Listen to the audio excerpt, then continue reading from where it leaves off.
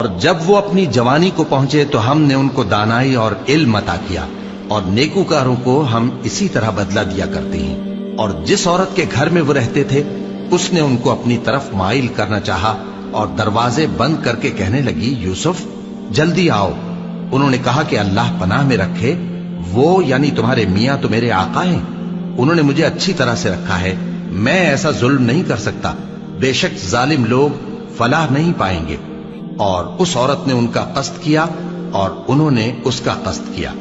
اگر وہ اپنے پروردگار کی نشانی نہ دیکھتے تو جو ہوتا سو ہوتا۔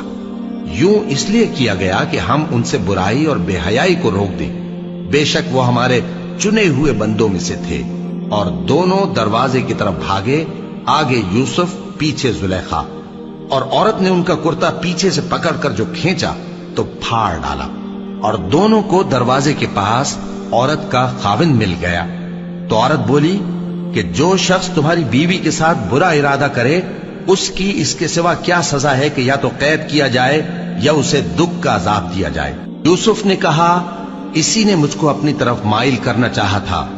اور اس کے خاندان میں سے ایک گواہ نے گواہی دی کہ اگر اس کا کرتا آگے سے پھٹا ہو تو یہ سچی اور یوسف جھوٹا ہے، اور اگر کرتا پیچھے سے پھٹا ہو تو یہ جھوٹی اور وہ سچا ہے۔ سو جب اس کا کرتا دیکھا تو پیچھے سے پھٹا تھا، تب اس نے زلیخا سے کہا کہ یہ تمہارا ہی فریب ہے، اور کچھ شک نہیں کہ تم عورتوں کے فریب بڑے بھاری ہوتے ہیں۔ یوسف اس بات کا خیال نہ کر، اور زلیخا تو اپنے گناہ کی بخشش مانگ، بے شک خطا تیری ہی ہے۔ اور شہر میں عورتیں گفتگویں کرنے لگیں کہ عزیز کی بیوی اپنے غلام کو اپنی طرف مائل کرنا چاہتی ہے اور اس کی محبت اس کے دل میں گھر کر گئی ہے، ہم دیکھتی ہیں کہ وہ کھلی گمراہی میں ہے۔ پھر جب زلیخا نے ان عورتوں کی گفتگو جو حقیقت میں دیدار یوسف کے لیے ایک چال تھی سنی، تو ان کے پاس دعوت کا پیغام بھیجا اور ان کے لیے ایک محفل مرتب کی، اور پھل تراشنے کے لیے ہر ایک کو ایک ایک چھری دی، اور یوسف سے کہا کہ ان کے سامنے آؤ۔ جب عورتوں نے ان کو دیکھا تو ان کا روب حسن ان پر ایسا چھا گیا کہ پھل تراشتے تراشتے اپنے ہاتھ کاٹ لیے، اور بے ساختہ بول اٹھی کہ اللہ پاک ہے، یہ آدمی نہیں، یہ تو کوئی بزرگ فرشتہ ہے۔ زلیخا نے کہا، تو یہ وہی ہے جس کے بارے میں تم مجھے تانے دیتی تھیں، اور بے شک میں نے اس کو اپنی طرف مائل کرنا چاہا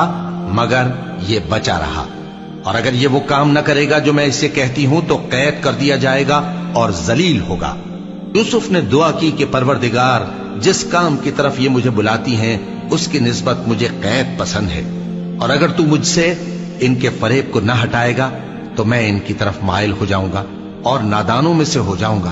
پس ان کے رب نے ان کی دعا قبول کر لی اور ان سے عورتوں کا داؤں ٹال دیا،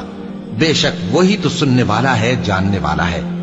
پھر باوجود اس کے کہ وہ لوگ ان کی بے گناہی کے نشان دیکھ چکے تھے، ان کی رائے یہی ٹھہری کہ کچھ عرصے کے لیے ان کو قید ہی کر دیں، اور ان کے ساتھ دو اور جوان بھی داخل زندہ ہوئے۔ ایک نے ان میں سے کہا کہ میں نے خواب دیکھا ہے،